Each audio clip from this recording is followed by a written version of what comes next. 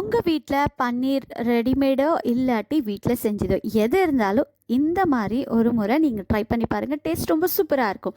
அதுக்கு ஒரு 2 ஸ்பூன் கடலை மாவை நல்லா வறுத்து எடுத்துகிட்டு அது கூடவே கரம் மசாலா, மிளகாத்தூள், அதுக்கப்புறம் மஞ்சள் தூள், கொஞ்சமாக எண்ணெய் சேர்த்து அதில் காஷ்மீரி சில்லி பவுடரை நல்லா கொதிக்கிற மாதிரி பாயில் ஆகிட்டு பிறகு அதை எடுத்து அப்படியே நம்ம கடலை மாவு கூட சேர்த்துக்கலாம். அதுக்கப்புறமா ஒரு கப்பு தயிரை நான் இதில் சேர்த்துக்கிறேன். இது எல்லாத்தையும் மிக்ஸ் பண்ணி ஒரு பக்கம் வச்சிடலாம். நான் இன்றைக்கி ஹோம் மேடாக தான் பன்னீர் ரெடி பண்ணியிருக்கேன். அதை எடுத்து இப்போ தூள் பண்ணி வச்சுக்கிறேன். அதுக்கப்புறம் வெங்காயம், தக்காளி, அதுக்கப்புறமா கேப்சிகம் இது எல்லாத்தையும் போட்டு நம்ம நல்லா ஃப்ரை பண்ணி எடுத்துக்கலாம். அதுக்கப்புறம் நம்ம ஆல்ரெடி மிக்ஸ் பண்ணி வச்ச இந்த மிக்ஸ்சரை நம்ம இதில் சேர்த்துட்டு கொஞ்சமாக தண்ணி சேர்த்து நல்லா பாயில் பண்ண விடலாம்.